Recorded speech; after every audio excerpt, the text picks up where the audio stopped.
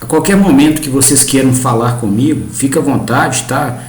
Dúvidas, intervenções, exemplos, né, de outros contextos, é só me chamar que eu atendo. Só que a minha saída de áudio não está liberada porque eu vou usar um microfone. Meu computador não libera o áudio quando eu estou com o microfone conectado. Então, manda um chat para mim. Aí eu deixo o cantinho da minha tela aqui sempre disponível para ver se chegou o chat de vocês. Se tiver chegado, eu tiro o microfone e a gente consegue conversar por áudio. Tá bom? Eu queria hoje, pessoal, dar sequência ao desenvolvimento do controlador de torque eletromagnético aplicado a plantas mecatrônicas tracionadas pela máquina de corrente contínua. Tá? Então, para que a gente não se perca, né, na estratégia global do estudo que justifica esse módulo, eu vou apresentar aqui o diagrama de blocos da planta mecatrônica integrada para a gente se situar. Tá? Então aqui a gente tem de maneira sintética, né, o diagrama de blocos da planta mecatrônica integrada, e no presente momento a gente está detalhando, né, uma forma de se implementar essa estrutura aqui, ó, que recebe o comando de torque eletromagnético da saída do controlador por realimentação de estados e que garante que esse comando de torque efetivamente vai ser sintetizado no eixo da máquina. Tá? Então existe uma estrutura aqui com elementos mecatrônicos integrados que estão detalhados no segundo diagrama de blocos e que consegue garantir o atendimento a esse objetivo. Tá? Só que ele tem uma inconveniência tecnológica, né, para que a gente consiga a regulação de torque eletromagnético. Seria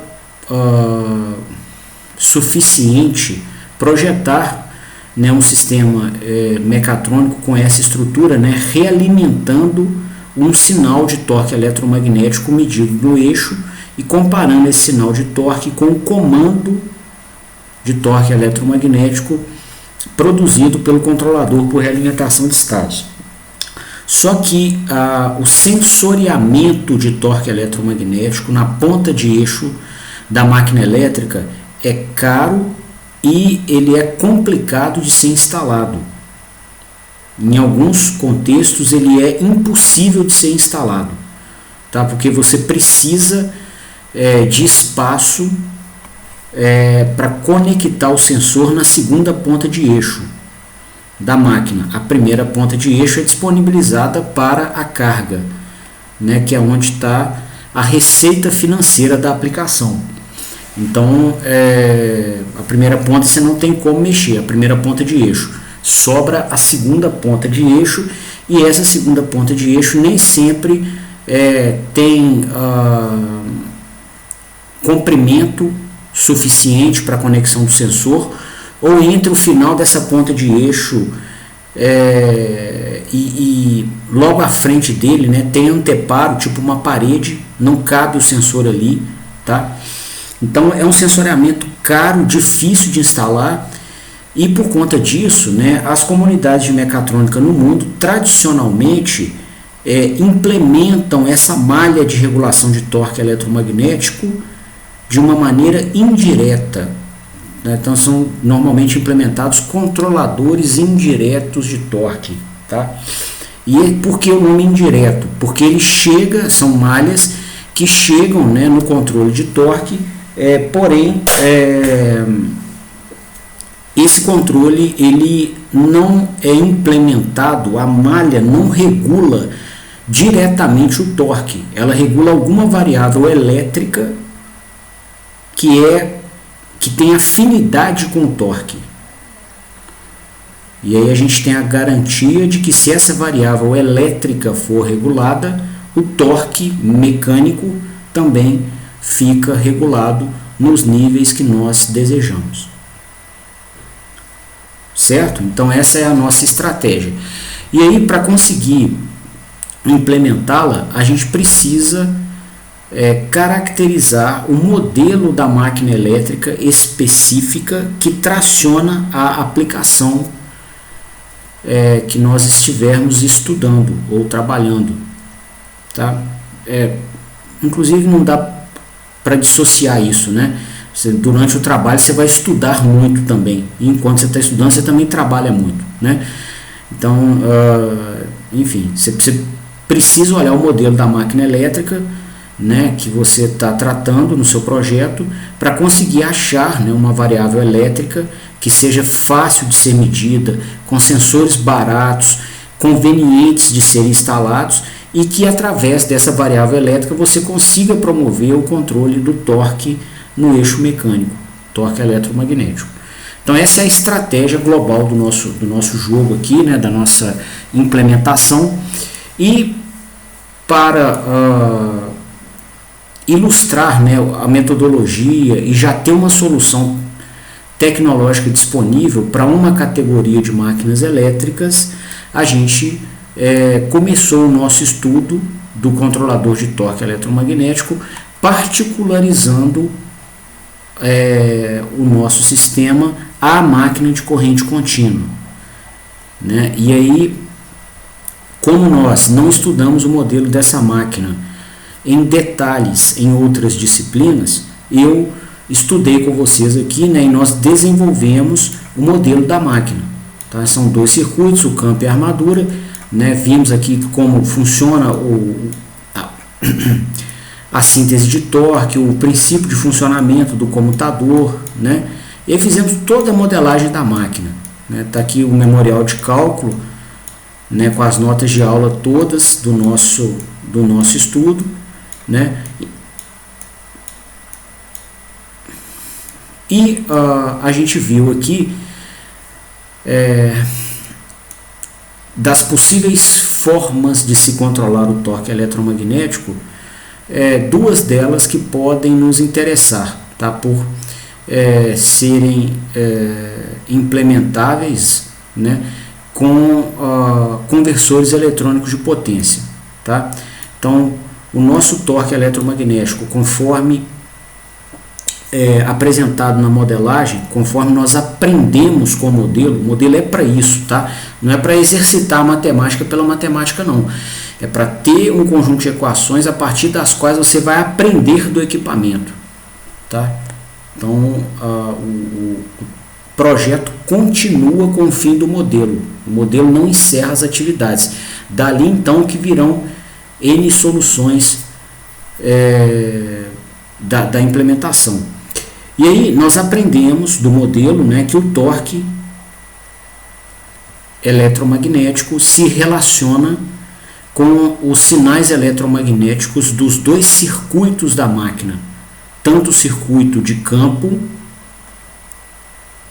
através do fluxo do circuito de campo, está representado aqui no circuito equivalente, como o torque eletromagnético também depende da corrente de armadura, que é a corrente do segundo circuito da máquina, que está representada no circuito equivalente aqui de cima.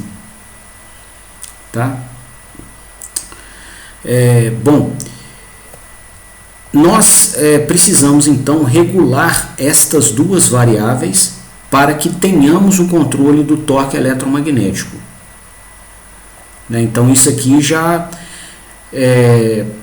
nos mostra que um dos objetivos iniciais do estudo está cumprido com o modelo, né? A gente gostaria de chegar ao controle do torque através de variáveis que sejam mais fáceis e baratas de serem medidas, né? E a gente aqui está vendo que nós seríamos capazes, né, de implementar esse controle de torque medindo a corrente de armadura. Medição de corrente é fácil, né, tem uma ampla gama de sensores nas mais diversas bandas passantes, com os mais diversos fundos de escala, com preços muito justos, tá? Não são sensores caros, Tá? E a instalação geralmente é bem conveniente. Se for um sensor por efeito Hall, você só precisa enlaçar o cabo. Digamos que a minha canetinha aqui é o cabo, você só precisa pegar o sensor e enlaçar o cabo. Não tem que preocupar com alinhamento, nivelamento, nada. Tá? Eventualmente o sensor vai botar uma setinha no corpo dele apontando o sentido para o qual ele dá uma leitura de corrente positiva, com sinal matemático positivo. Esse é o único cuidado que você tem que ter na instalação dele. Tá? Muito diferente do sensor de torque eletromagnético, que vai instalado no eixo do equipamento. Aí você tem que alinhar, nivelar, né, ter espaço para montar o sensor. É bem mais complicado, além de ser muito mais caro também. E a segunda variável aqui é o fluxo do circuito de campo. Né? Esse fluxo do circuito de campo, ele também foi caracterizado no nosso modelo, e ele é dado pela indutância do campo vezes a corrente de campo. Né? Essa indutância de campo, ela pode ser obtida por ensaios.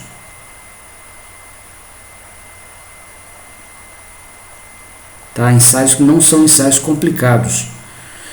E a corrente de campo, ela pode ser medida com os mesmos sensores que medem corrente de armadura. São sensores baratos e de instalação muito conveniente. Ok? Então, nós conseguiríamos fazer o nosso controle de torque com duas malhas de controle, uma delas regulando a corrente de armadura e a outra delas regulando a corrente de campo. Certo? Bom, qual que seria a estrutura dessas malhas? Né? Fato que as duas precisam existir, né? Mas qual que seria uma boa topologia para as nossas malhas? Qual que seria uma boa lei de controle a se implementar? Né? Bom, para responder nessa pergunta, o que é bom? Né? A gente então tem uma pergunta, inclusive, que está formulada com uma palavra muito genérica, né? Bom. Bom significa o quê? Né? E para deixar essa pergunta com uma apresentação mais específica, né? Mais profissional, a gente vai ter que caracterizar uma métrica de qualidade para poder dizer o que é bom, qual que é um bom comportamento para as nossas variáveis que levarão ao controle indireto do torque. Tá? E uma boa métrica de qualidade, né, um bom indicador de qualidade, no contexto aqui de plantas mecatrônicas, é a capacidade do sistema de variar o torque bruscamente. Tá? Então, vou começar a tomar novas notas aqui embaixo. Então,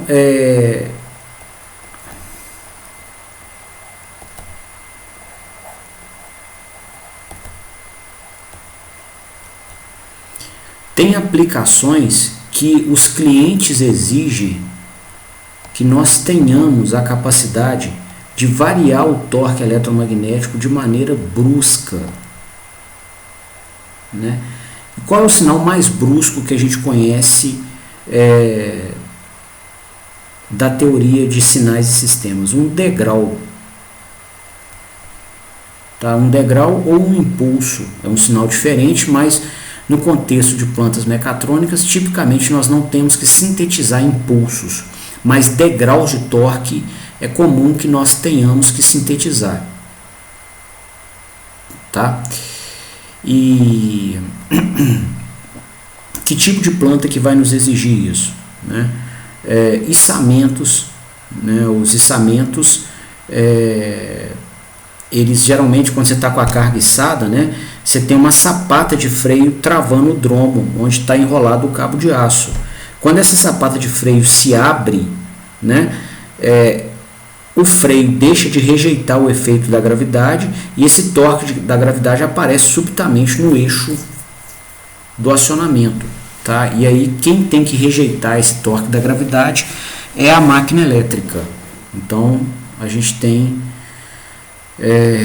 que ser capaz de sintetizar um torque eletromagnético também em degrau, tá? Para que o sistema não ganhe aceleração no sentido de descida, igual preconizado na segunda lei de Newton, né?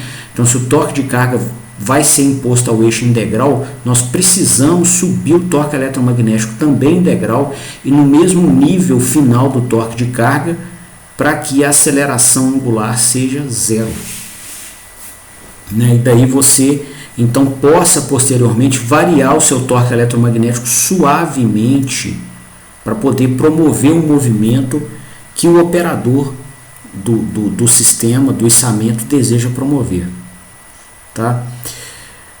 Laminadores também, eles têm que operar com torque em degrau, tá? Geralmente você dá uma partida em um laminador, ele está acionando, por exemplo, 2 cilindros, né, com torque eletromagnético em torno desse eixo, e aí vem um material aqui para ser laminado. Ele é trazido em uma mesa de rolos, e ele chega aqui, né, e ele impõe ao eixo aqui da máquina, tá, torque em degrau também, um efeito frenante aqui em degrau, tá?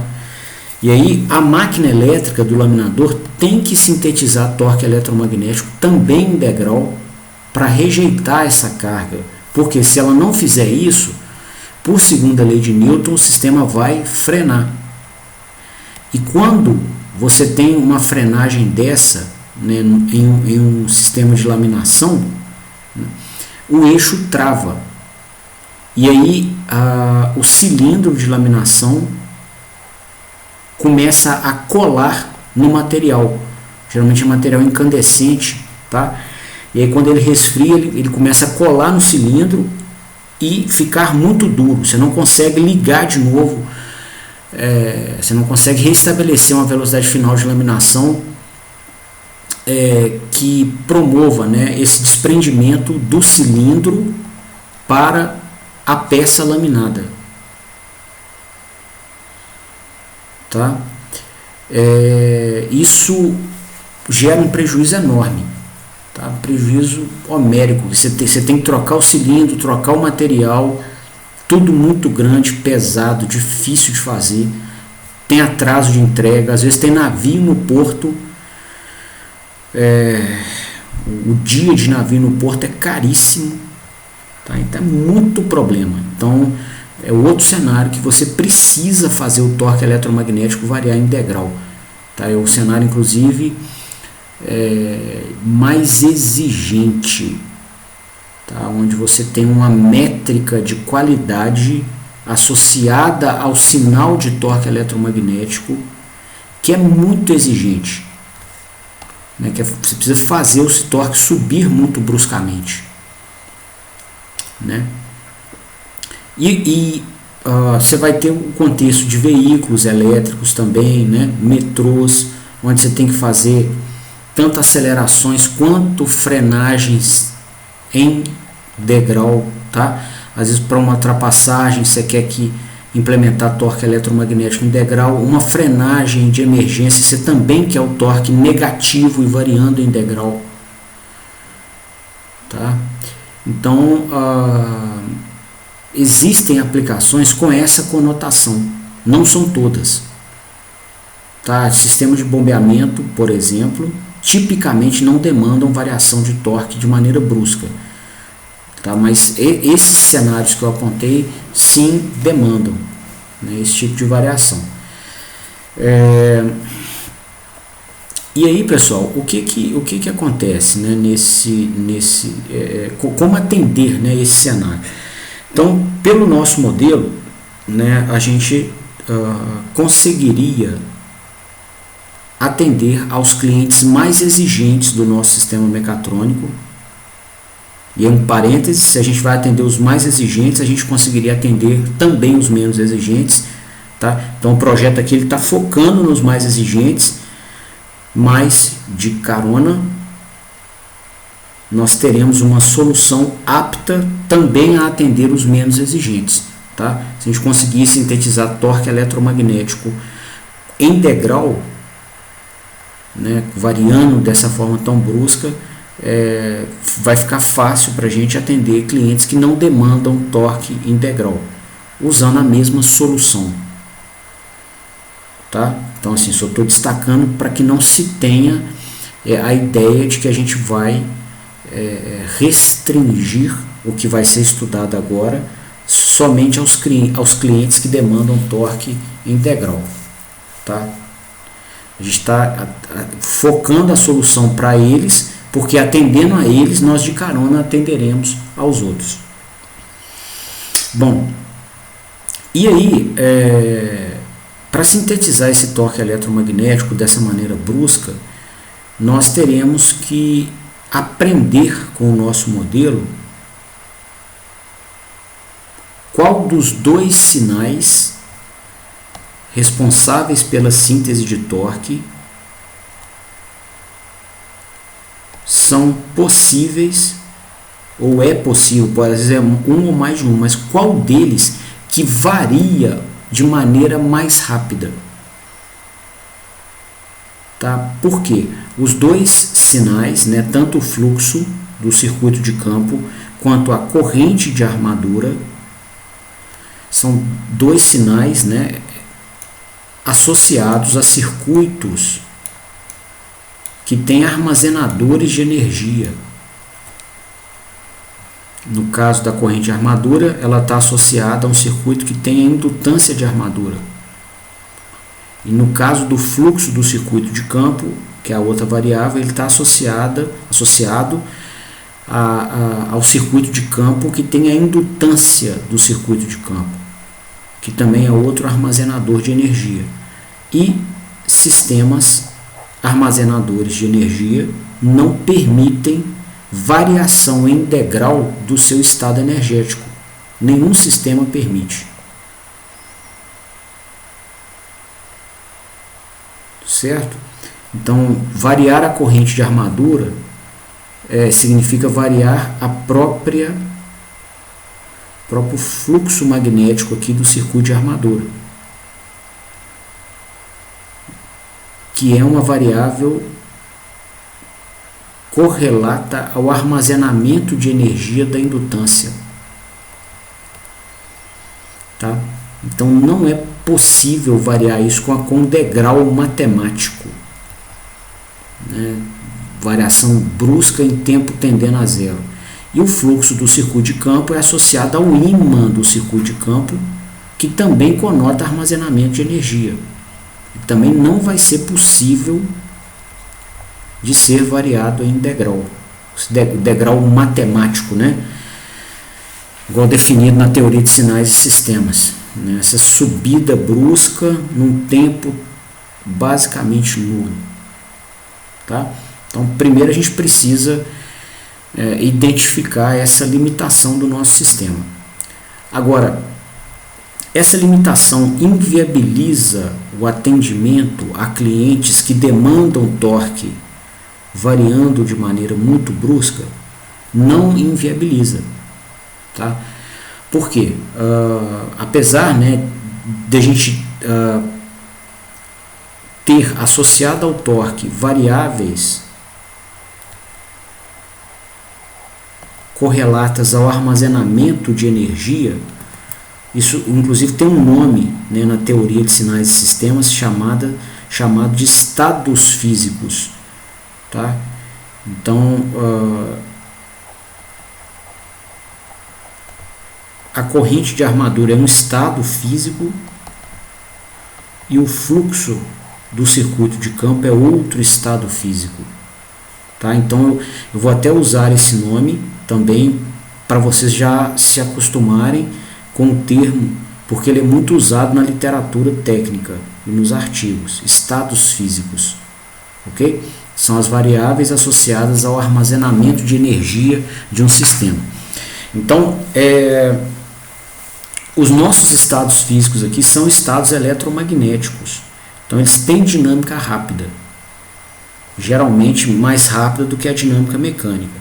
Então, a solução, né, de sintetizar torque variando muito bruscamente, ela é viável sim através das variáveis eletromagnéticas do sistema. É possível promover variação brusca. Só que esses circuitos eles são muito diferentes, né, o circuito do campo e da armadura. Então, a dinâmica de variação, o quão rápido esses sinais conseguem variar no tempo, também vai ser muito diferente, tá? Vai ter uma diferença muito grande. Então, a gente vai estudar com o modelo e aprender do modelo qual dos dois sinais varia mais rápido. E aí, qual vai ser a nossa estratégia aqui para a implementação do controlador de torque? Nós vamos ver qual dos dois varia mais rápido, né? E a partir do que varia mais rápido, nós vamos então manter um deles constante, tá? Não zero, é constante, e promover variações de torque a partir do circuito que tem uma dinâmica mais rápida, que consiga promover variações mais rápidas do seu estado físico.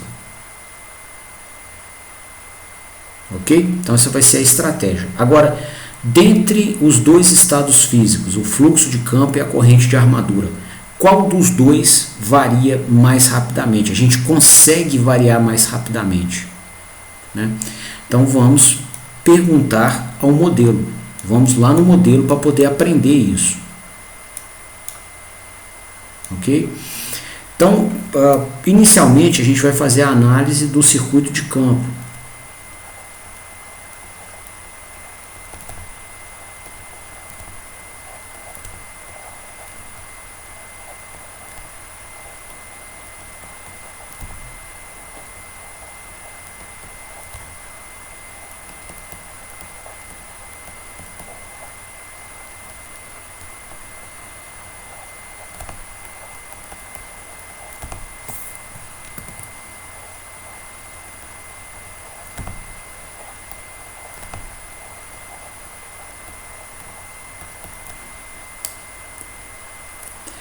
Então aqui a gente vai usar, né, da representação do campo pelo seu circuito equivalente, né? A gente tem aqui uma fonte de tensão controlada, implementada com um retificador controlado a tiristores, tipicamente. Essa fonte se conecta aqui ao circuito, né? E na bobina de campo a gente tem a resistência de campo e a indutância de campo.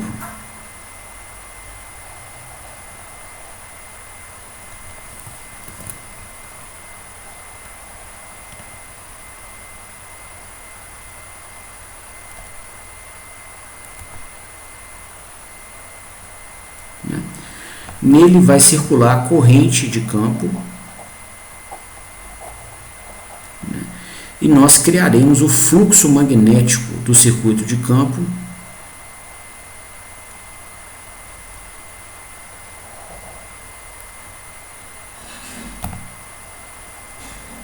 cujas linhas de campo, né, um ímã, cujas linhas de campo vão chegar ao circuito de armadura para a síntese de torque, tá?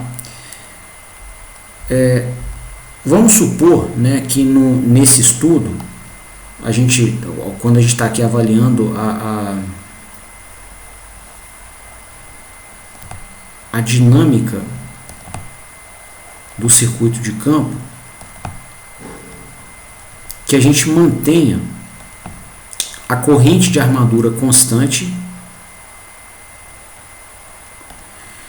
e que a gente então aprecie, né, ou aprenda o quão rápido a gente seria capaz de variar o torque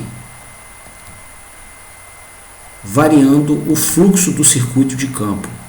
É uma opção que nós temos, né? A variação de qualquer uma das duas variáveis aqui, ó, seria capaz de levar à variação do torque. Então, no primeiro estudo, eu queria manter a corrente de armadura constante e variar o torque pela variação do fluxo do circuito de campo, né? E a gente pode olhar a dinâmica desse sinal de fluxo olhando para a própria dinâmica do sinal de corrente de campo, tá? Uma vez que esses dois sinais são proporcionais, né? O fluxo do circuito de campo vai ser a indutância do campo vezes a corrente de campo, certo? Bom, o nosso mecanismo de atuação é pelo conversor eletrônico de potência. Então a gente vai assumir aqui que no instante zero, o instante que a gente chama de instante zero é um instante da nossa conveniência para se fazer o estudo, tá? Então eu vou propor aqui na nossa modelagem que no instante de tempo zero exista uma alteração da tensão imposta ao circuito de campo. Digamos que a tensão de campo cresça, tá, de uma maneira brusca aqui, né? Conversores eletrônicos de potência, eles têm uma dinâmica bem rápida, né? Um retificador a tiristor, tá, mesmo que seja monofásico ou de 4 pulsos, ele vai conseguir promover uma variação da tensão de saída com meio ciclo da senoide de 60 Hz. Então, com 8 milissegundos, ele já conseguiu promover essa variação, né? Igual a gente aprendeu lá com o Alexandre. Então, isso em termos de sinal de engenharia, né, para a dinâmica desse sistema, é basicamente um degrau, tá? Vai variar e vai ficar um tempo tão absurdamente maior operando nesse nível de tensão final, que esse tempo de 8 milissegundos é nada, tá? Então a gente pode aproximar com boa qualidade esse sinal de variação da tensão de campo a um degrau, tá? Então o sistema tinha uma tensão de campo inicial, que eu chamei aqui de FD0, e variou a tensão de campo para um nível FD1, ok? E aí, né, ele tinha antes aqui da variação da tensão uma corrente circulando no circuito do campo, que a gente vai chamar de IFD0, tá? E a gente gostaria então de saber qual que seria a corrente de campo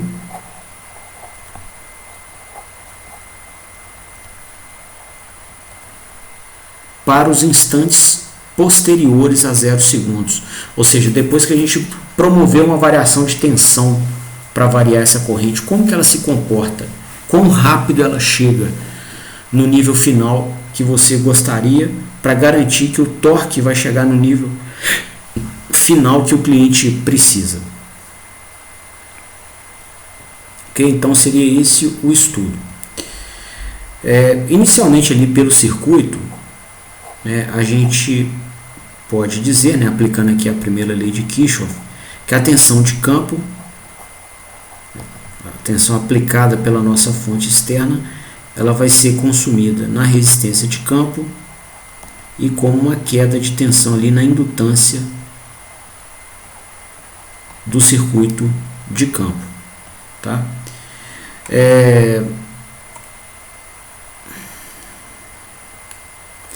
A gente sabe também, pessoal, né, quando você tem um sistema com essa característica, né, onde você está com uma alimentação forçando a variável de interesse a atingir um determinado patamar, e o próprio sistema tem as suas características intrínsecas, né, a sua resistência, a sua indutância, a gente sabe que a corrente, a variável, o estado físico do sistema, ele vai ser dado, né, parcialmente por uma resposta homogênea ou natural, que se deve aos componentes físicos do sistema, intrínsecos a eles.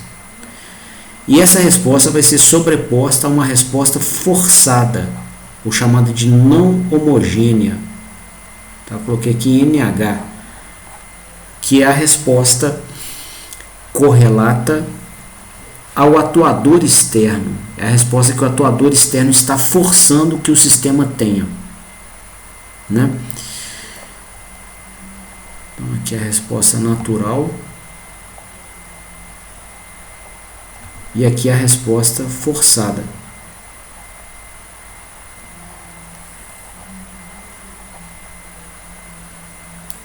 Ok? Bom, a resposta forçada, até ou a não homogênea, ela já pode ser até caracterizada, né? Observa que um circuito RL em regime permanente, né, depois de extinto qualquer transitório, a resposta dele vai ser caracterizada com a indutância se comportando como um curto-circuito, né, para um sinal de tensão contínua e de corrente contínua. Quando você não tiver mais derivada da corrente no tempo, você não tem tensão na indutância. Então, em regime permanente, é como se a indutância fosse um curto-circuito. E aí a corrente vai ser simplesmente a relação entre a tensão que você impôs sobre a resistência do circuito. Tá? Então, essa resposta forçada, ou resposta de regime permanente, né, você tem uma fonte forçando um nível de corrente o tempo inteiro. Então, vai chegar um ponto que a corrente vai chegar, né, vai atingir o valor um valor correlato, né, ou coerente com a fonte que está forçando esse valor. Tá? Então aqui, ó, vou continuar aqui do lado, a corrente de campo não homogênea, que é o valor da corrente em regime permanente, vai ser a tensão que a gente impôs, que a gente chamou aqui de VFD1, né, depois do instante zero, dividido pela resistência do campo. Tá? Então essa aqui a gente já pode até caracterizar, deixar ela guardada aqui.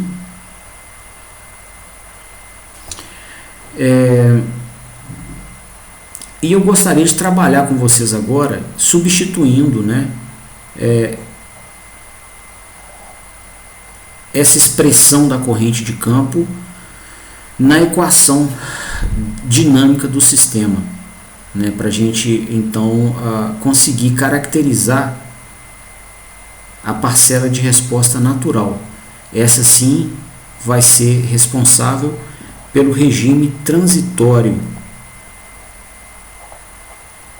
do sistema, o que vai nos dizer, inclusive, o quão rápido a corrente vai chegar, né? Vai ser o quão rápido nós conseguiremos fazer com que a corrente chegue em regime permanente, que é o que a gente está querendo ver, né? Para saber então se a gente se vale a pena usar da corrente de campo como variável de controle de torque em cenários onde nós precisamos variar o torque bruscamente.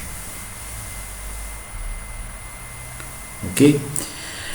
Então, repetindo a equação dinâmica ali, né, e substituindo no lugar da corrente de campo as suas parcelas homogênea e não homogênea, a gente vai ter o seguinte, ó. Então, aqui eu vou repetir essa equação aqui embaixo com a substituição da corrente do campo, ó.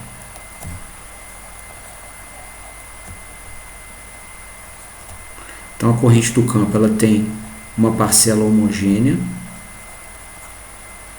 mais uma parcela não homogênea,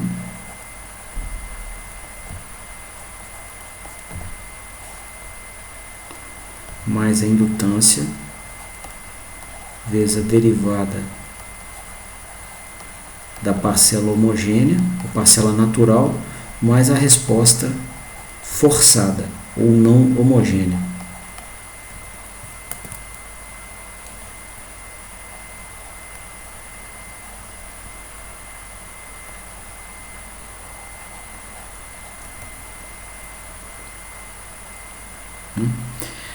Bom, manipulando um pouco esses termos, né, a gente vai observar o seguinte, ó.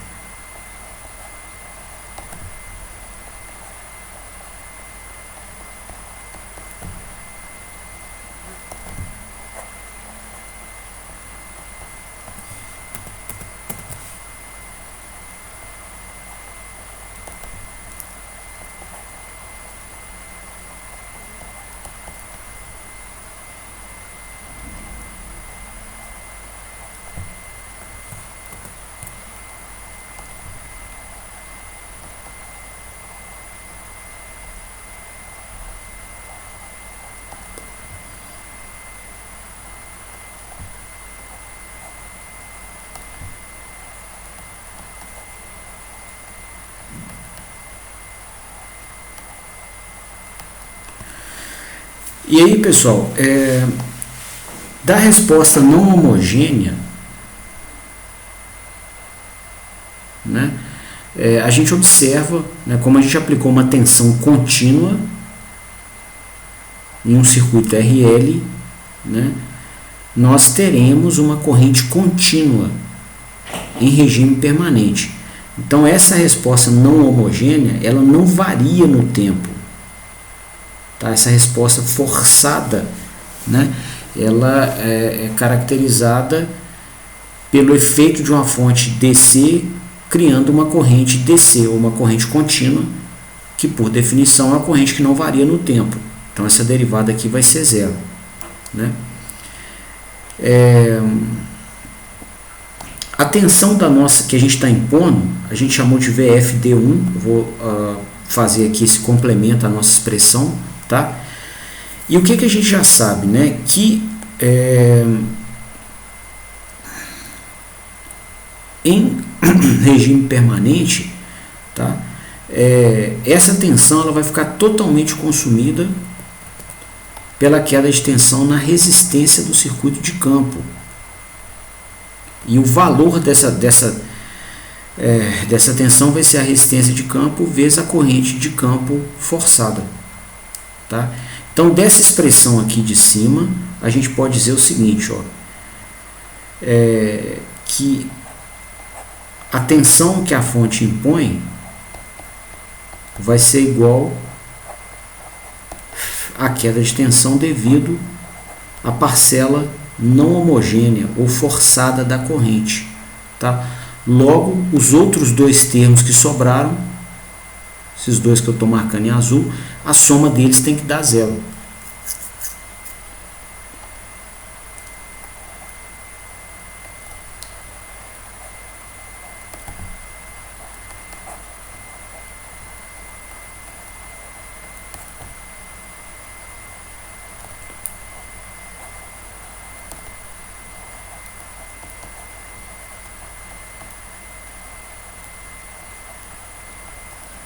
Ok? Bom, conforme nós falamos, né, já alguns minutinhos, a resposta não homogênea, corrente aqui forçada, a gente já até conseguiu caracterizar, né? Agora aqui embaixo nós temos uma expressão que nos permite caracterizar a resposta natural do sistema, né, ou a corrente homogênea. E da teoria de equações diferenciais, a gente aprende ferramentas para resolver uma equação diferencial com essa estrutura aqui, ó. Né? Essa é uma equação diferencial de primeira ordem, porque aparece a corrente, que é a função, e aparece a derivada primeira dessa função na mesma equação. Né? E uma função matemática, observa que a gente então precisaria resolver essa equação diferencial, né? Ou encontrar essa função matemática que satisfaz a igualdade dessa equação aqui.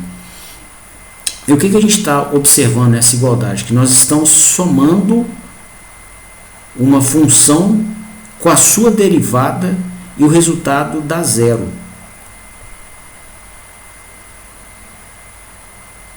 Tá? Então eu preciso de alguma forma de uma função que, após ser derivada, ela não mude a sua estrutura, né, de tal forma que você possa somar ela com alguma constante vezes o negativo, uma constante negativa. Desculpa, você possa multiplicá-la por uma constante negativa e somá-la com a própria função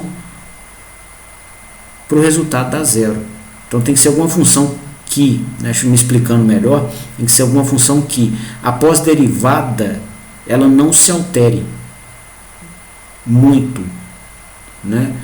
E uma função que tem essa característica é exponencial. Você deriva exponencial, continua sendo uma exponencial, né? Então a gente vai supor, né, e aí vamos ver se a nossa suposição é boa, que a nossa resposta natural vai ser uma exponencial com um valor, né, a, uma constante a e uma constante k do expoente. Tá? Não vamos generalizar, ela tem a estrutura de um exponencial, só que ela tem um valor inicial dado por a e uma taxa, né, de variação da exponencial no tempo aqui, uma constante, né, de variação dada por k. Tá? Se a resposta tivesse estrutura, né, e a gente substituir aqui, ó, na equação diferencial aqui de cima, qual que seria o nosso resultado? Então, zero vai ser igual a resistência do campo vezes a corrente do campo, está aqui, que a gente está assumindo que tem essa estrutura, mais a indutância do campo vezes a derivada no tempo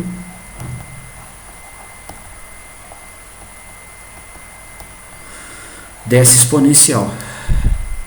Tá? Bom, manipulando a expressão acima,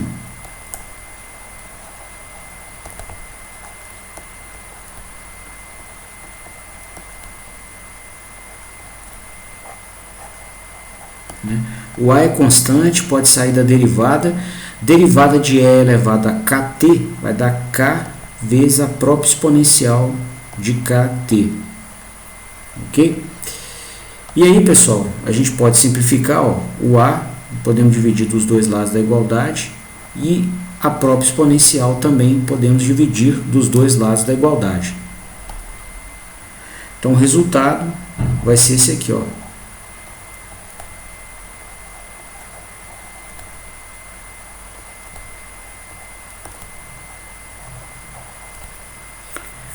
De onde então a gente consegue caracterizar a constante, né, que vai no expoente da exponencial.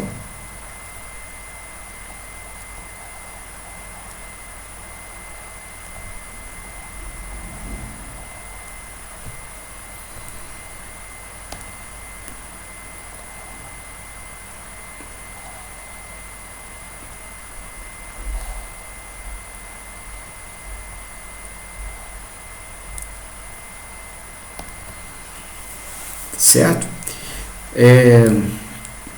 Bom, então dessa função, né, que caracteriza a nossa solução, nós já temos aqui a estrutura da função e uma das constantes.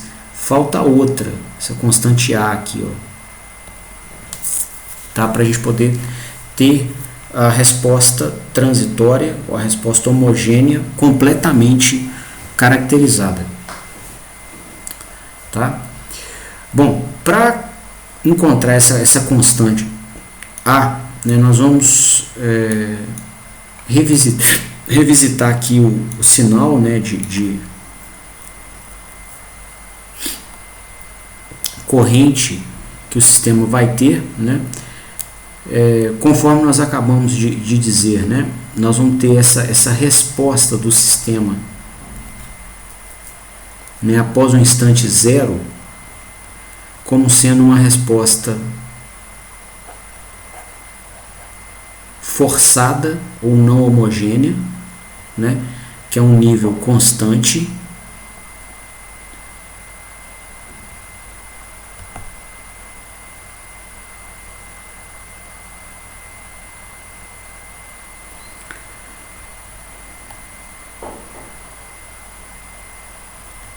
mais a resposta natural,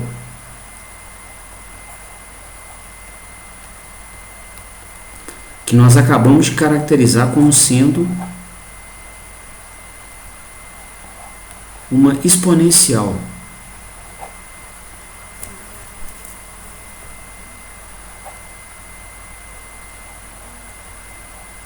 Né, onde essa constante K aqui vale menos a resistência do campo sobre a indutância do campo.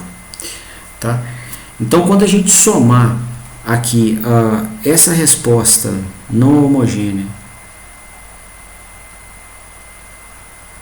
que é esse nível constante, com essa exponencial aqui, ó, que é a resposta homogênea, né, a gente vai ter alguma coisa assim, ó.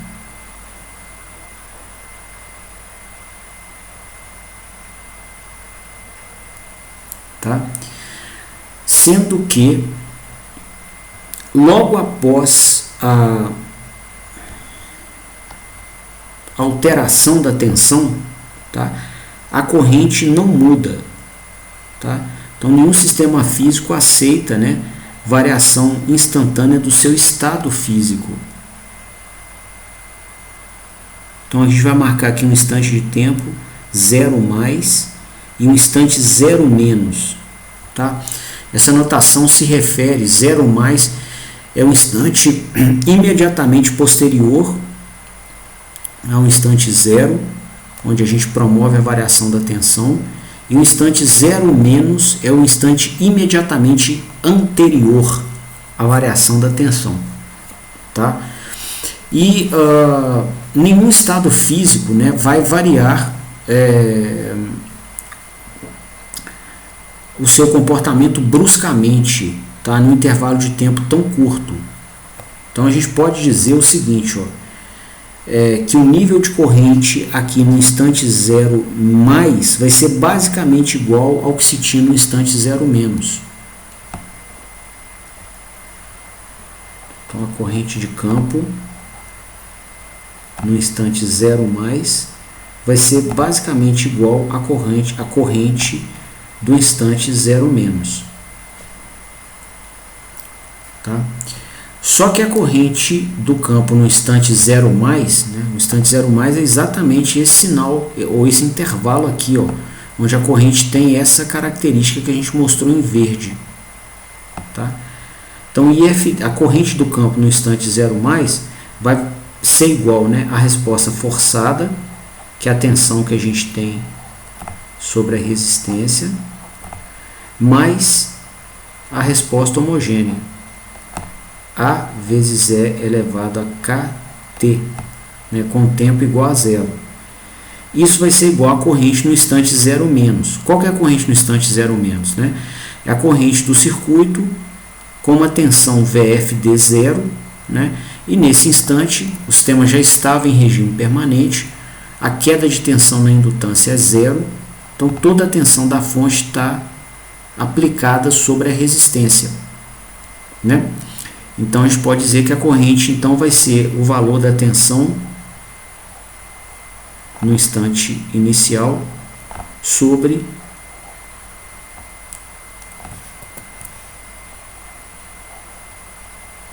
a resistência de campo, tá?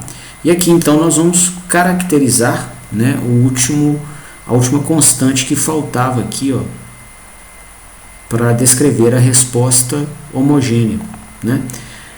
Aqui embaixo, pessoal, nós estamos, inclusive nessa igualdade, né, avaliando o sistema no instante 0 mais. Então, com tempo igual a zero, né, E elevado a zero vai dar 1. Com isso, então, a gente pode dizer que essa constante A, né, vai ser dada por isso aqui, ó.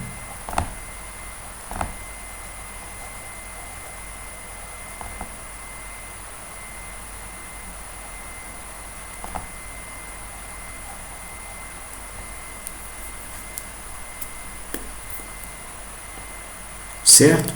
Isso então, né, conclui a caracterização da corrente do campo quando a gente tenta variá-la. Era o que a gente estava buscando. Então, a corrente do campo aqui, né, para os instantes que sucedem aqui o nosso instante zero, ela vai ser dada por isso aqui, ó.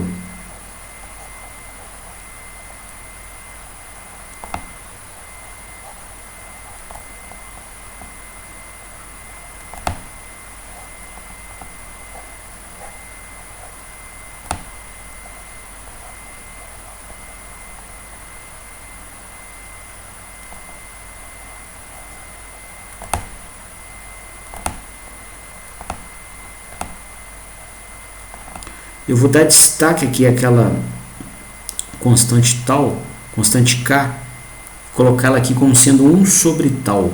Tá? Então, o expoente da exponencial vai ser menos t sobre tal, onde esse tal, né, a literatura toda escreve dessa maneira, vai ser o inverso daquela constante K nossa, né, que vai ser igual, então, à indutância sobre a resistência do circuito do campo.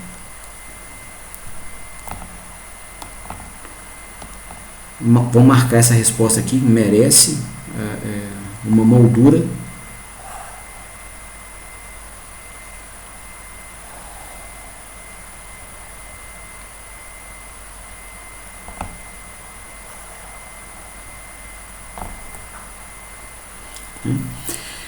E o que a gente observa, pessoal, nessa resposta, né?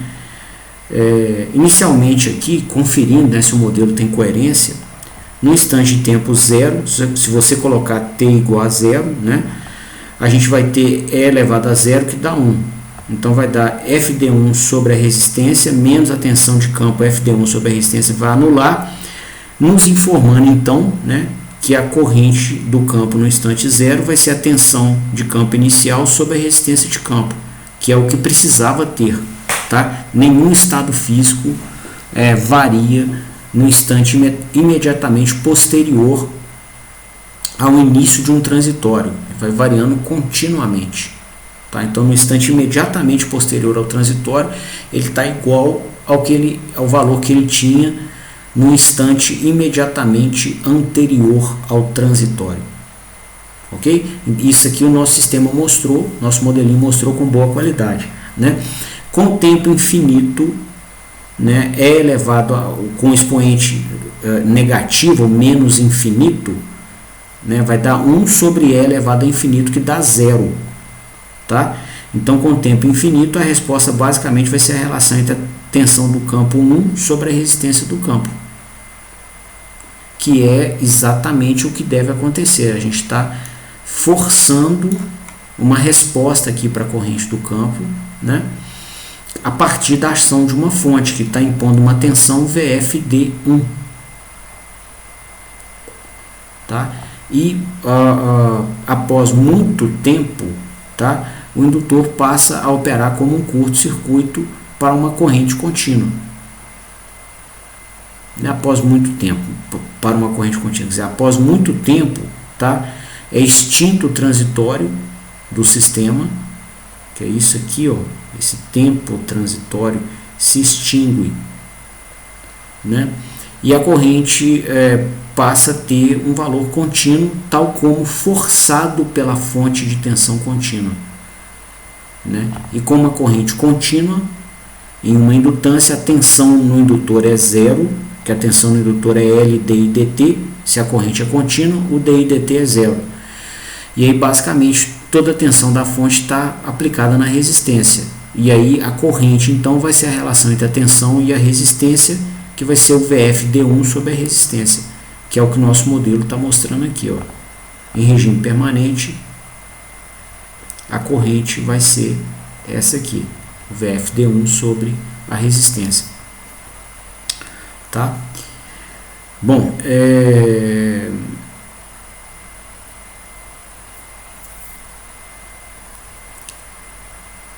um ponto também muito interessante, né, que foi até a motivação inicial do nosso estudo, foi avaliar, né, o quão rápido a gente consegue fazer com que a corrente chegue no patamar final forçado pela fonte, né? E a gente está vendo que a dinâmica, esse comportamento dinâmico, né, e o tempo gasto para se chegar no nível final, ele vai ser igual, né, ao tempo gasto para a extinção do transitório de corrente, né? Observa que a corrente aqui tem duas parcelas. Uma delas constante, que nós até desenhamos aqui em verde tracejado, que é essa aqui, ó. E uma segunda parcela que é uma exponencial, com um expoente negativo, né? Então, exponencial com expoente negativo terá valor nulo quando o valor do expoente for muito alto, ou seja, quando o tempo for muito longo, tá? Então, essa segunda parcela da resposta ela vai ter mais ou menos essa característica aqui, ó.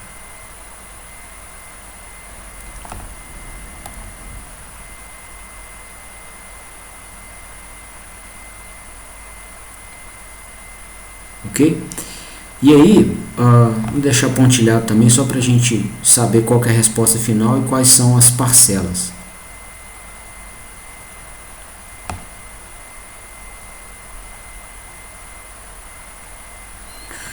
Nós então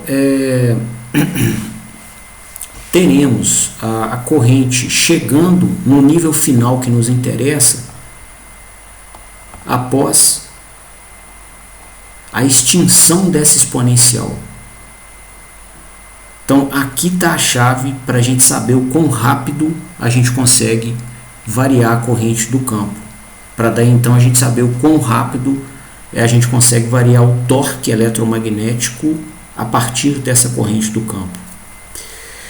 E o que a gente observa aqui, né? Que essa exponencial, pessoal, né, ela tem essa característica aqui que a gente escreveu no modelo.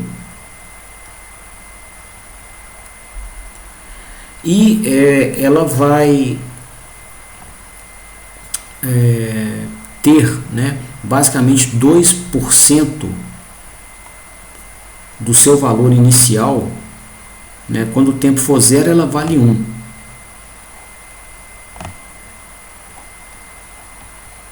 fazer uma tabelinha aqui, ó. Então quando o tempo for zero essa exponencial vale 1, tá? Quando o tempo for igual a 5 tal, né? O tempo for igual a 5 tal, significa que nós vamos ter E elevado a menos 5, tá? O valor dessa exponencial é basicamente 2%. Então ela se anula. Deixa eu até conferir isso aqui na calculadora.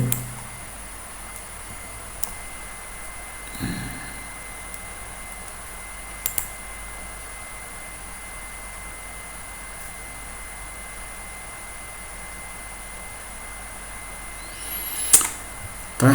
Então, após transcorridos, o que vamos fazer aqui?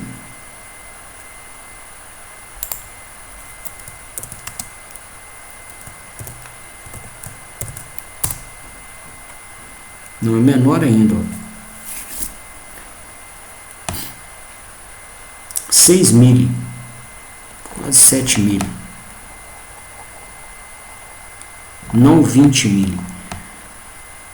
Então aqui, ó, após transcorrido um tempo de 5 taus, 5 constantes de tempo, a exponencial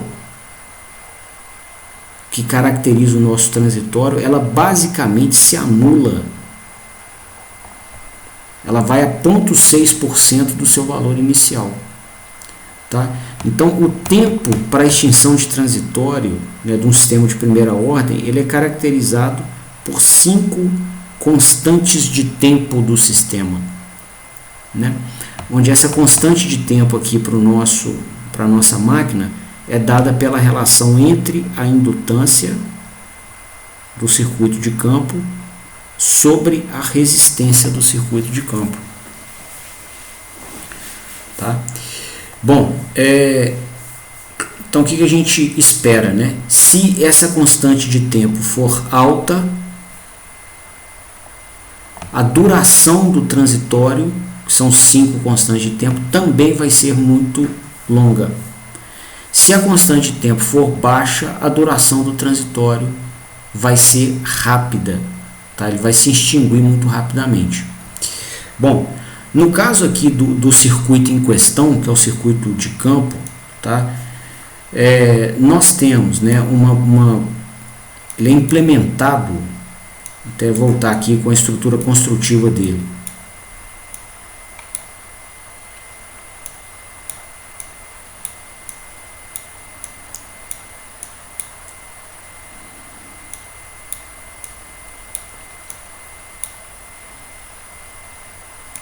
Aqui, ó, esse circuito externo aqui, né, do estator, e ele é implementado com um número de espiras muito grande, muito material ferromagnético,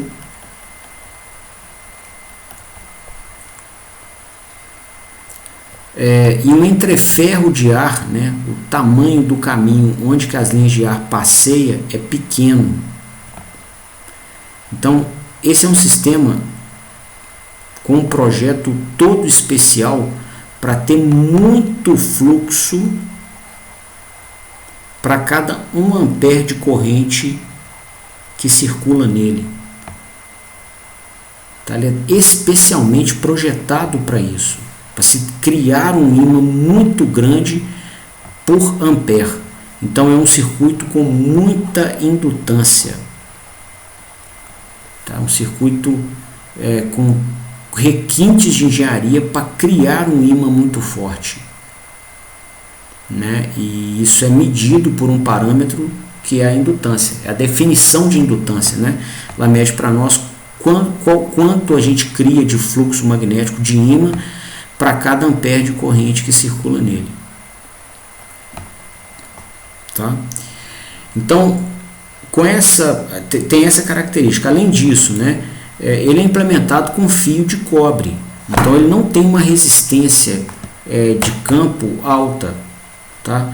Então a indutância dele é alta, a resistência desse circuito é baixa, né? A gente não está comprando aqui um aquecedor, a gente não quer converter muita potência elétrica em calor, tá? Então ele é um circuito por excelência com resistência baixinha, ok?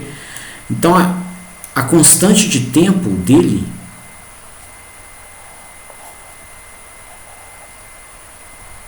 que é a relação entre a indutância e a resistência, nós acabamos de fazer no modelo lá embaixo, né? Essa constante de tempo vai ser muito alta, a indutância é alta, a resistência é baixa, a constante de tempo fica altíssima. Então esse é um circuito de dinâmica lenta, né, igual o modelo está ensinando para a gente lá embaixo.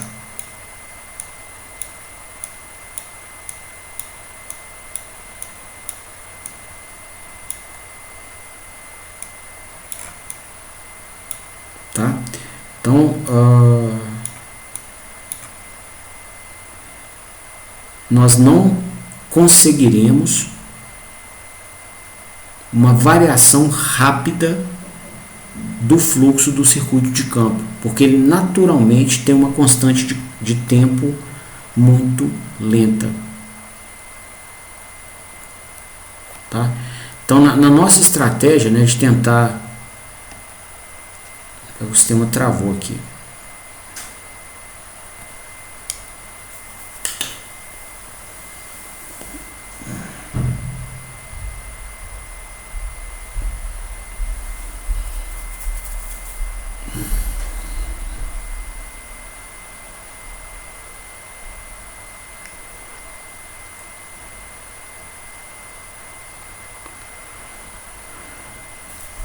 Vamos ver se voltou. Não, está travado. Vou ter que fechar ele aqui, pessoal, e abrir de novo. Só um minutinho.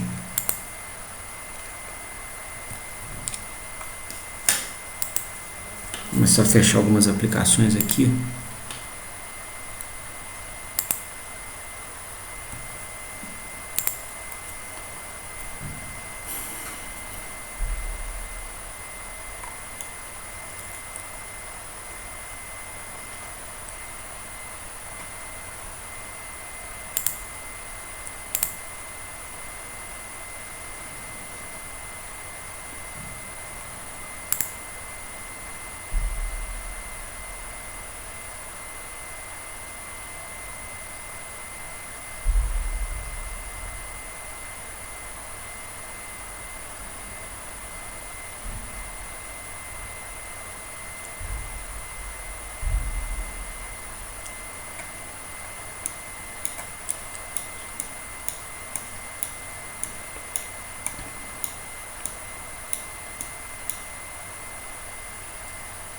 Então aqui, pessoal, da nossa estratégia, né, de tentar variar o torque bruscamente, né, para atender ao cliente mais exigente que eventualmente a gente encontre, não vale a pena variar o fluxo do circuito de campo. Tá? Ele tem a dinâmica lenta. Tá? Em termos eletromagnéticos é uma dinâmica lenta. Ok? Vamos ver então como seria o comportamento do circuito de armadura.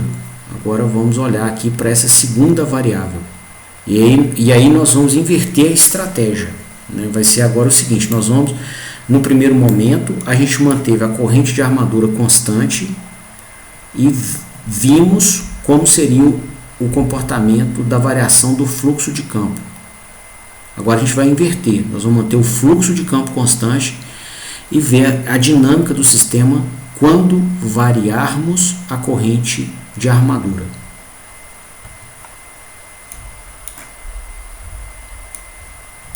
Então vamos fazer esse estudo aqui embaixo.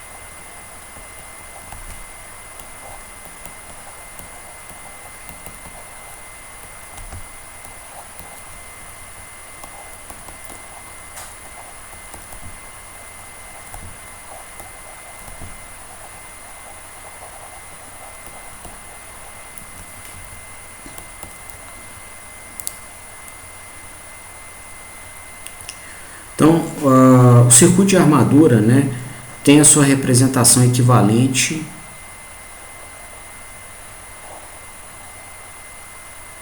contendo essa estrutura aqui, ó. Tá, tem uma fonte de tensão contínua, né, controlável, que vai ser implementada por um conversor eletrônico de potência, um retificador a tiristor. Né? A gente vai ter aqui a resistência de armadura,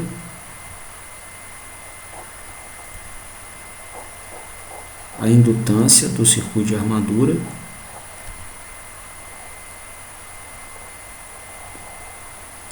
a fonte de tensão da força contra-eletromotriz,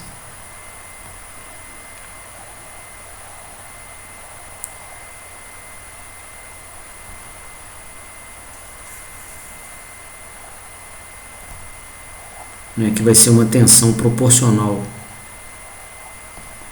ao fluxo do circuito de campo e à velocidade mecânica. Né? E nós teremos aqui, né, nesse circuito, a circulação da corrente de armadura, que é uma das variáveis que nós precisamos regular para controlar o torque eletromagnético do eixo. Né? Torque eletromagnético, conforme o modelo nos mostrou, vai ser a constante de fluxo vezes o fluxo do circuito de campo, vezes a corrente de armadura. Tá? Bom,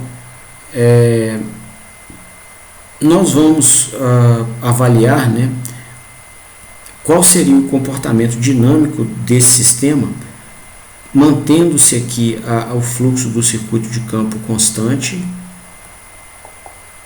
né, e promovendo variações do torque a partir da variação da corrente de armadura, né?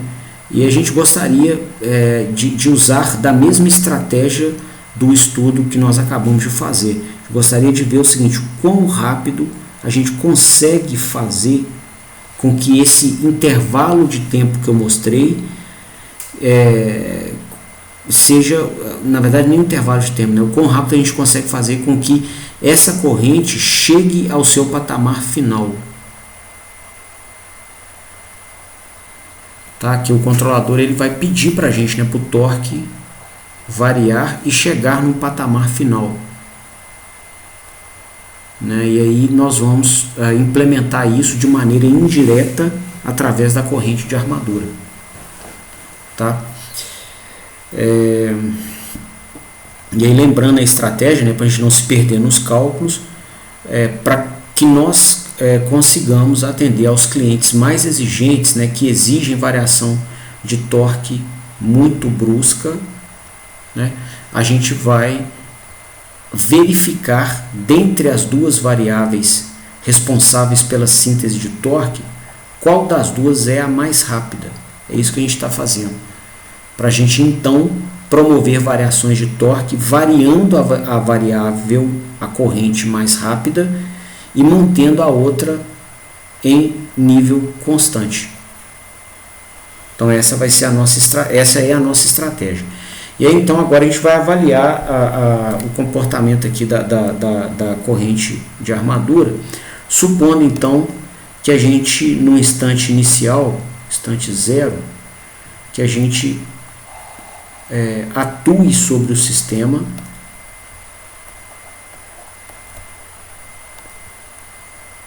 promovendo uma variação da tensão de armadura. Então o nosso conversor eletrônico de potência, né, ele vai atuar aqui, na verdade ele está representado por essa fonte de tensão. Ele operava com uma tensão VA0 e vai passar a operar com uma tensão VA1.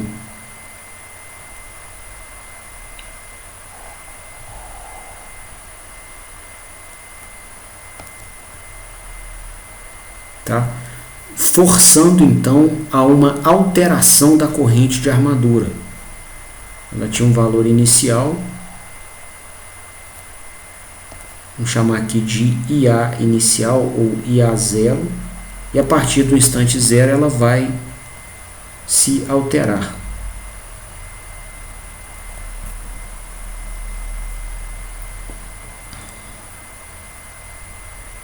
Tá? Qual é a forma de alteração dessa corrente e quão rápido ela vai chegar no patamar final que a fonte está forçando? Vamos avaliar no nosso modelo, né? E o que o modelo desse circuito de armadura nos diz, né? Que a tensão de armadura vai ser consumida pela queda de tensão na resistência, na indutância e na força contra-eletromotriz. Só que essa força contra-eletromotriz, pessoal, né, durante esse transitório de variação da corrente de armadura, ela vai ser basicamente constante. Por quê? Por premissa, a gente está assumindo aqui o fluxo do circuito de campo constante, e a velocidade mecânica, que tem dinâmica muito lenta, porque ela está associada a corpos muito grandes, tá? Ela basicamente não muda durante o tempo transitório dessas variáveis eletromagnéticas. Então vai ser basicamente constante. Tá? Então, com isso, né, a força contra a eletromotriz também é constante durante aqui o transitório, tá? Bom, com essa consideração física, né, a gente pode reescrever a equação acima com essa estrutura aqui, ó.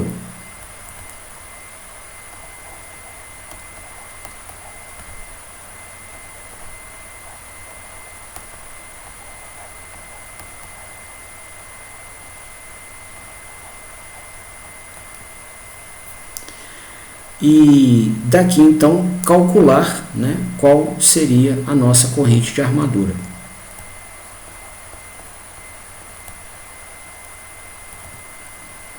É uma equação diferencial. E se a gente observar, ela tem a mesma estrutura da equação diferencial que a gente usou para estudar a dinâmica do circuito de campo. Vou mostrar ela aqui, ó. É a mesma estrutura, tá? Só que lá embaixo, no lugar da tensão de campo, a gente tem uma fonte de tensão que vale VA menos EA. Lá embaixo, ao invés de ter a resistência do campo, a gente tem a resistência da armadura. Ao invés de ter corrente do campo, a gente tem corrente de armadura, né? Ao invés de termos a indutância do campo, a gente tem a indutância da armadura. E ao invés de termos a derivada da corrente do campo, a gente tem a derivada da corrente de armadura. Então, é a mesma estrutura matemática, né? Portanto, a gente pode usar a mesma estratégia de cálculo de equações diferenciais, né? Chegando ao mesmo resultado, inclusive. Só vai mudar o nome aqui dos atores, tá? Onde aqui, né, na solução da corrente do campo apareceu resistência do campo, lá embaixo aparece resistência de armadura. Onde aqui aparece, né, a função a se resolver era a corrente do campo, aqui passa a ser corrente de armadura. Onde lá embaixo tem indutância de armadura, aqui a gente tem indutância do campo, tá? Então a gente não precisa repetir todos os passos aqui da solução, né? Esses passos, eles são inclusive ensinados nos cursos de equações diferenciais, tá? Exatamente assim. Eu inclusive não omiti nenhuma das etapas de solução, né, dentro do universo de cálculo de equações diferenciais de primeira ordem. Tá? Se tivesse numa aula de equações diferenciais, seria a mesma estratégia de solução. Ok? Então aqui, ó, a gente pode falar que a corrente de armadura, né, repetindo a resposta lá de cima, só trocando o nome dos parâmetros matemáticos, né, igual a gente explicou, ela teria essa estrutura aqui, ó. Aqui a resposta forçada, que seria, né, obtida com nova tensão de armadura, VA1.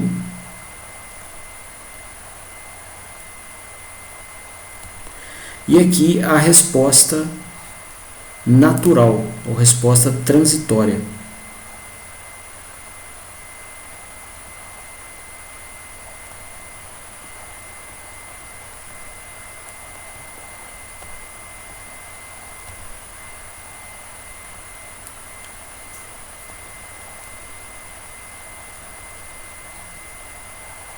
Sendo que a constante de tempo de armadura, esse tal A, aqui, vai ser dada pela relação entre a indutância da armadura sobre a resistência de armadura, né? E aqui, pessoal, a gente observa, né, então, que a resposta que a corrente de armadura vai ter, né, mediante um transitório de alteração, ela vai ter uma parcela contínua, que está aqui,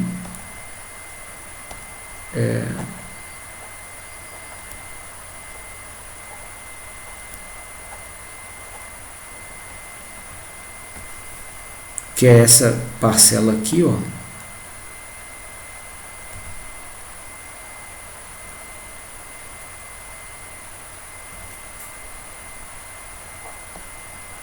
parcela da corrente de armadura não homogênea, que a gente vai escrever lá em cima.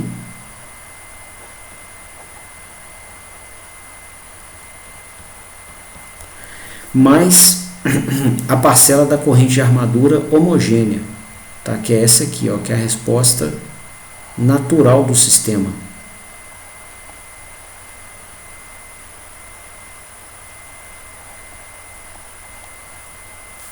Okay?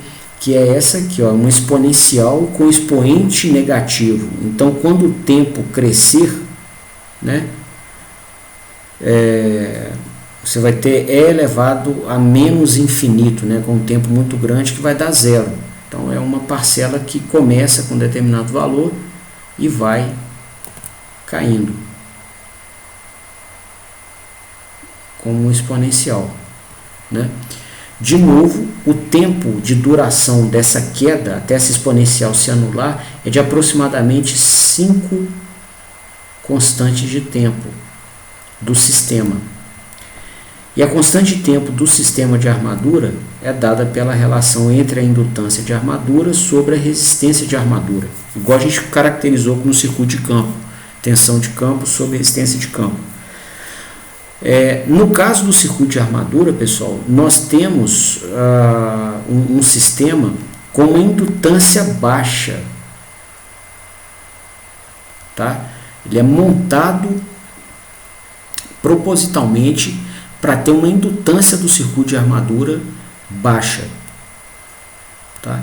Logo, então, a constante de tempo é baixa e o tempo do transitório também, tá? Então, a gente consegue, pelo circuito de armadura, chegar mais rapidamente no nível final de corrente que nós precisamos para garantir que a máquina chegue no nível final de torque que ela precisa.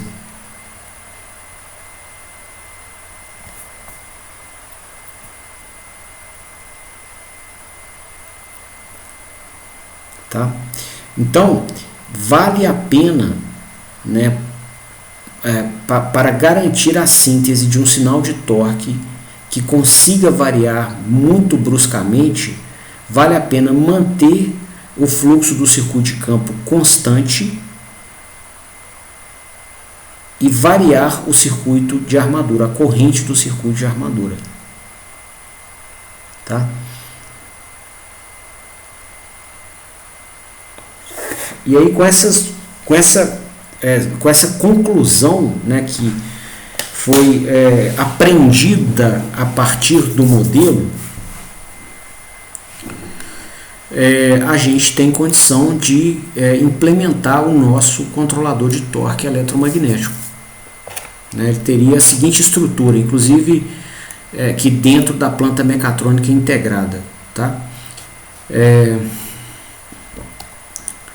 Aqui, primeiro, a gente tem o controlador por realimentação de estados, que a gente estudou.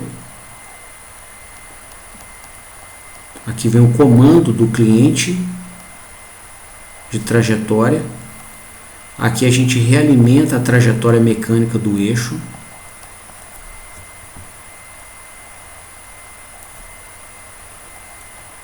Aqui tem os compensadores, né? Proporcional, que é o KA.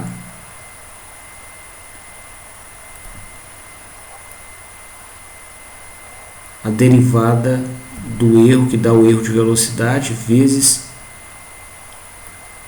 o nosso elemento viscoso virtual, que é o BA.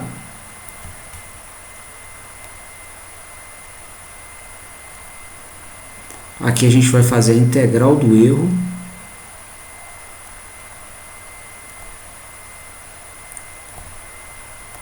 E compensar essa integral do erro com K e A.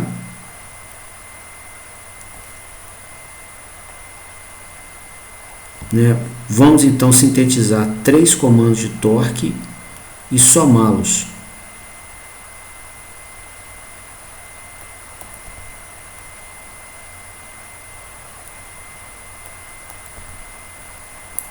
Aqui está o nosso comando de torque eletromagnético. né, que é o sinal que agora nós já sabemos como sintetizar no eixo da máquina. O que a gente tem que fazer, né, para conseguir garantir que esse comando chegue lá no eixo mecânico, que ele saia aqui, né, do mundo do programa de computador, do mundo virtual do controlador, e efetivamente seja sintetizado no eixo mecânico. Tá? Então, seguindo a nossa estratégia, né, de manter o campo constante e variar a corrente de armadura junto com o torque, né, só repetindo a equação aqui para orientar o nosso raciocínio quando eu fizer essas explicações, tá? Nós vamos então fazer o seguinte: a gente vai pegar o comando de torque,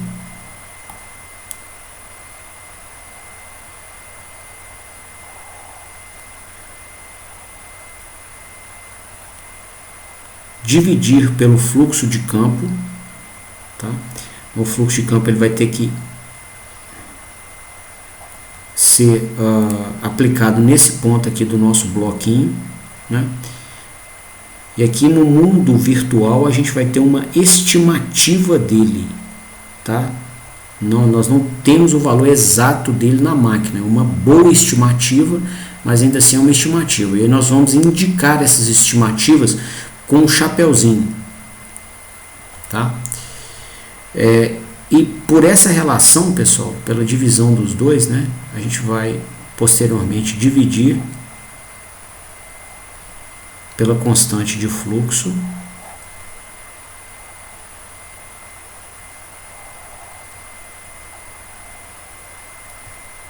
e sintetizarmos o comando de corrente de armadura. Né? Segue exatamente o que o nosso modelo nos ensinou. Se a gente pegar o torque e dividir pela constante de fluxo vezes o fluxo, o resultado é a corrente de armadura. É o que a gente fez aqui no diagrama de blocos. E aí, para garantir que a gente vai ter essa corrente circulando no eixo, circulando nas bobinas, né, não no eixo, não falando tanto de torque aqui que eu me confundi. Então, para garantir que essa corrente vai circular nas bobinas, a gente vai realimentar aqui uma medição da corrente de armadura. Essa sim é fácil de fazer, barata, o sensor tranquilo de instalar, tá? Que era um dos objetivos que a gente queria alcançar, né? Ou seja, ter uma forma de regular o torque de maneira indireta, através de alguma outra variável que fosse mais fácil de medir. E aí vamos então caracterizar um erro de corrente de armadura e vamos compensar esse erro.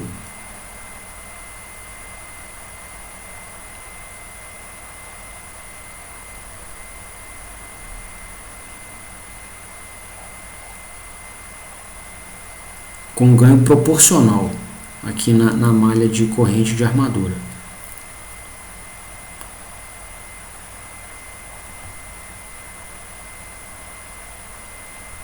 E aí a gente vai ter então um comando de tensão de armadura, né, para poder garantir, né, que a gente efetivamente consiga ter a corrente que nós queremos circulando na bobina da máquina. Bom, esse comando de tensão de armadura, ele vai ser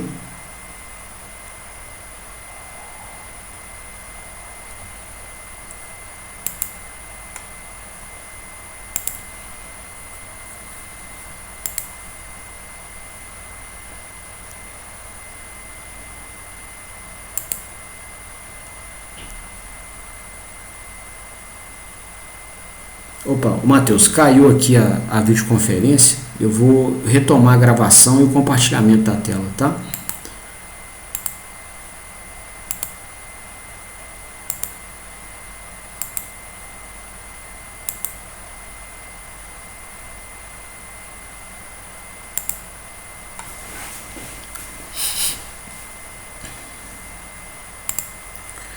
Então aqui esse comando de tensão de armadura ele vai ser passado para um conversor eletrônico de potência, tipicamente um retificador controlado a tiristor, né, igual a gente aprende com o Alexandre, e esse conversor vai garantir que a tensão de armadura chegue ao eixo a bobina da máquina, tá?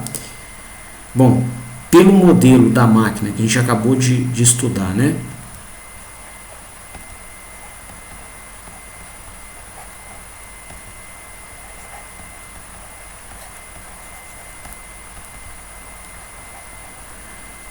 A gente pode então descrever o seguinte diagrama de blocos aqui, ó, fazendo a representação em espaço de estados, né? VA menos RAIA menos a força contra a eletromotriz vai ser a tensão aqui, ó, na indutância. Você dividindo pela indutância, você tem a corrente.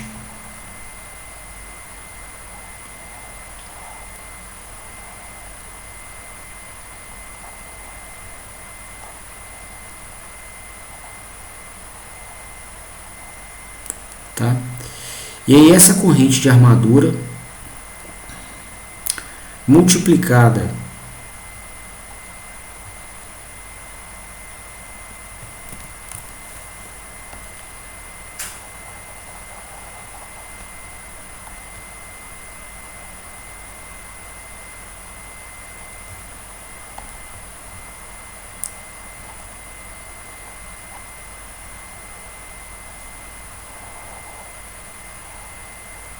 pelo fluxo do circuito de campo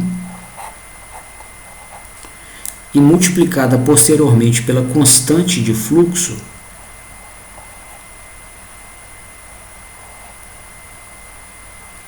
resulta no torque eletromagnético do eixo. Tá? Esse torque então ele vai, né, participar aqui, né, do comportamento dinâmico do eixo, que vai ser regido pela segunda lei de Newton. Então, somatória dos torques vai ser o torque de aceleração dividindo pelo momento de inércia. A gente tem a aceleração angular, integra a aceleração, tem a velocidade, integra a velocidade, a gente tem a posição.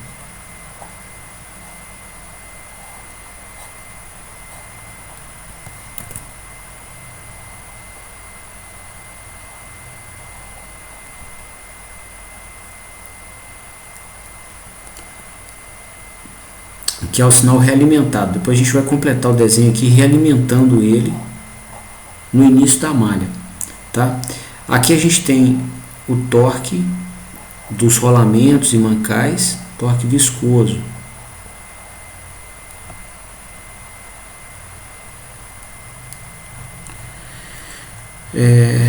E aqui, Matheus, a força contra a eletromotriz, ó, que faltava, né, aqui no modelo dinâmico do circuito eletromagnético de armadura, que vai ser a constante de fluxo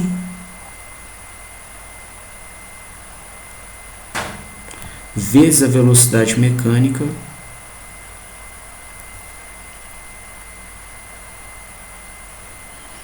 vezes o fluxo do circuito de campo. Deixa eu completar esse bloquinho aqui.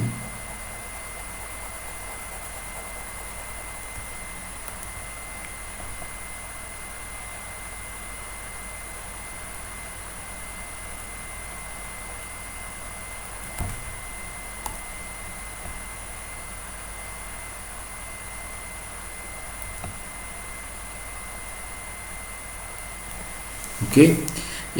E aqui então a gente vai descrever agora a malha que regula esse fluxo do circuito de campo, tá? Através da corrente de campo. Até deixei alguns pontos aqui sem completar para a gente poder fazer agora, tá? Só um detalhe também, deixa eu completar antes aqui a realimentação do sinal de corrente de armadura.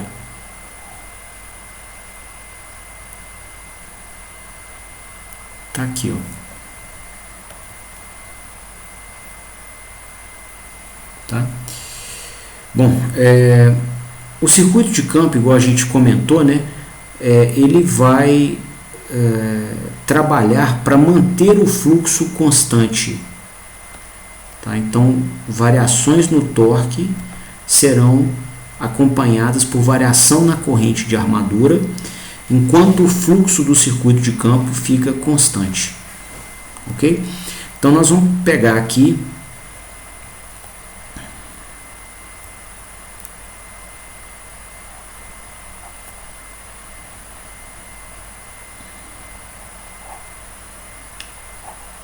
um comando de fluxo que a gente vai manter constante.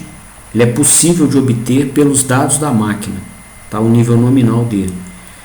A gente vai dividir, deixa eu até fazer uma malha com a cor diferente aqui, só para destacar mais. Então aqui a gente vai ter o fluxo do circuito de campo, que vai ser constante. A gente vai dividir pela indutância de campo.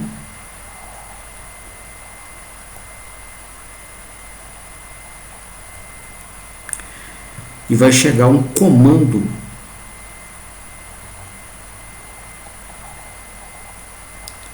de corrente de campo.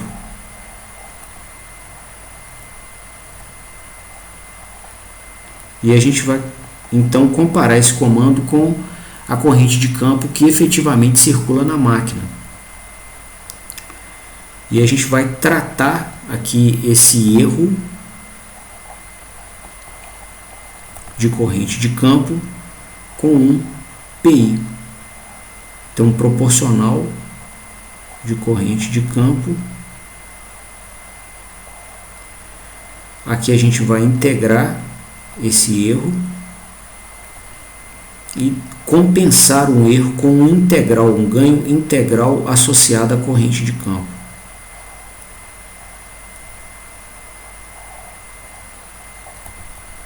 Aí aqui então a gente vai somar, né, as saídas dos dois compensadores para criar um comando de tensão de campo, que é a forma que nós temos para atuar sobre o sistema, para garantir, né, que a corrente de campo, que o erro de corrente de campo fique nulo. Então a gente vai botar a tensão de campo que precisar para que a gente consiga anular aqui o erro de corrente de campo. Tá? E aí a gente então vai ter essa tensão de campo aqui, esse comando, né, passado a um conversor eletrônico de potência que vai sintetizar esse sinal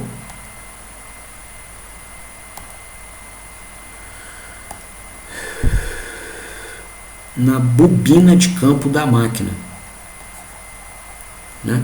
E na bobina de campo o comportamento dinâmico é esse aqui, ó, conforme a gente modelou.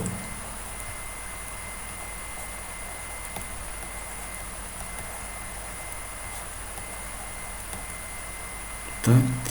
Então a gente vai descrever em espaço de estados, né? Então a gente vai isolar os demais termos para destacar a derivada da corrente. Depois a gente integra a derivada para ter a própria corrente. Tá?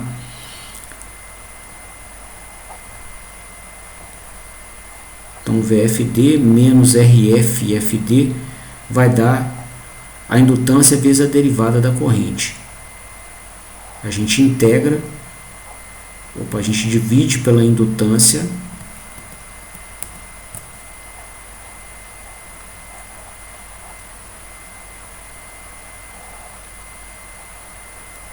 e daí a gente tem a corrente, a derivada da corrente. Nós então integramos a derivada da corrente para ter a própria corrente do campo. E daí é que a gente caracteriza, né, nessa realimentação interna a queda de tensão na resistência do campo.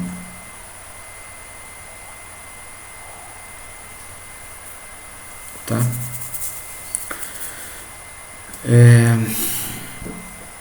Bom, essa corrente então é realimentada na malha, né, para que possa ser feita a regulação, que era até um dos nossos objetivos, né, ter o controle do torque de maneira indireta por uma variável que fosse mais fácil e barata de medir. Então está aqui a nossa nosso objetivo cumprido, né? E aqui se encerra a malha o modelo da malha, o modelo do sistema de regulação da corrente de campo, né? A gente vai só caracterizar agora aqui o fluxo, né? A gente pegar a indutância e multiplicar pela corrente, a gente vai ter o fluxo do circuito de campo.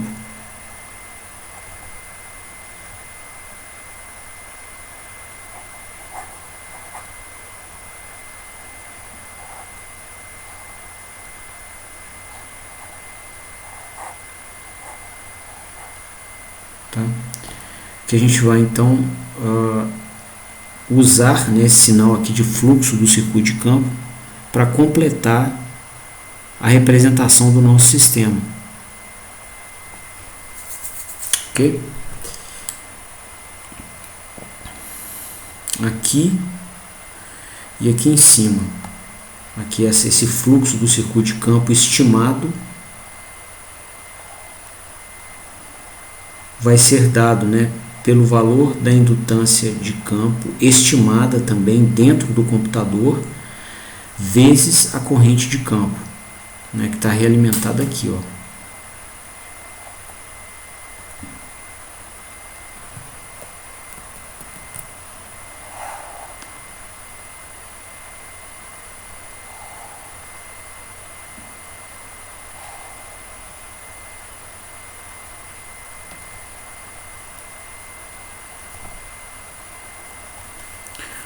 Tá? E aí, Matheus, encerrando, só uma errata aqui, ó. Eu esqueci de integrar a derivada da corrente para virar a própria corrente aqui, ó. Deixa eu só colocar um integrador aqui nesse ponto.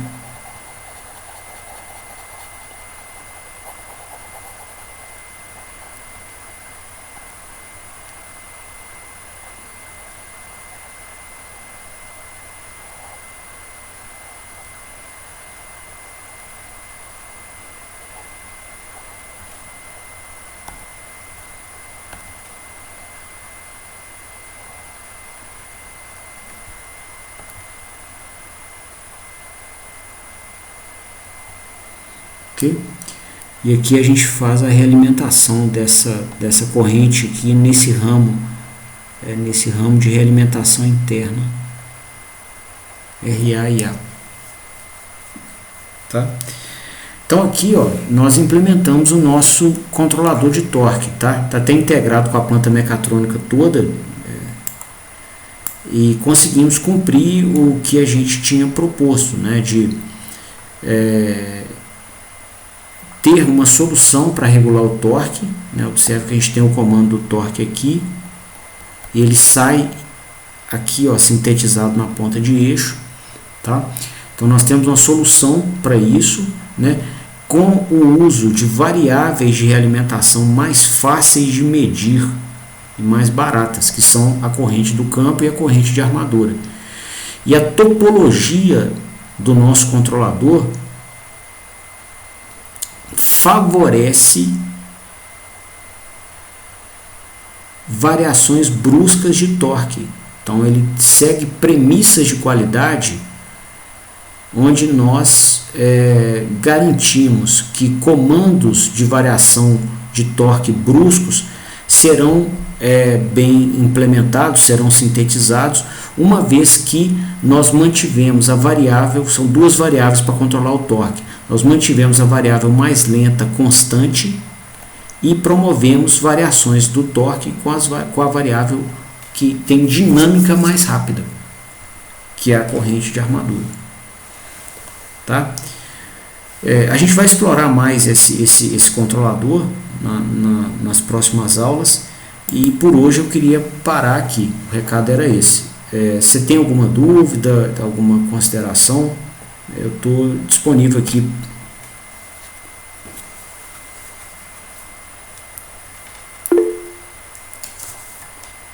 Então, beleza.